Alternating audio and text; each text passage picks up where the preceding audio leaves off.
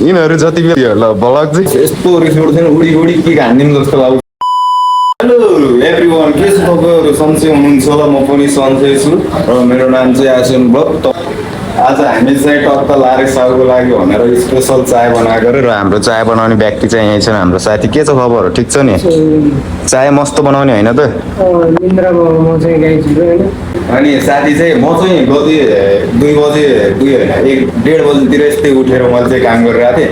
अनि साथी चाहिँ एकदम बिहानसम्म सुत्दैन नि। हुन त म पनि बिहानसम्म सुत्दिनँ, तर यिनको निन्द्रा यस्तो छ नि 24 घन्टा हुन्छ नि त। हाम्रो यो 12 गरेर त यिनलाई 38 घन्टा भयो पनि 48 घन्टै भयो पनि निन्द्रा पुग्दैन कि। यिनलाई सुत्न पाएन त्यस्तो खतरा छ होइन त? जति सुते पनि निन्द्रा पुग्ने होइन। अहिले कति 5 बजे उठेका नि अहिले नुहाएको पनि छैनन्। अहिले चाय बनाएर आएन। अनि हेर के हुन्छ, रमाइलो छ। जोस् बिजोग रमाइलो छ है साथी।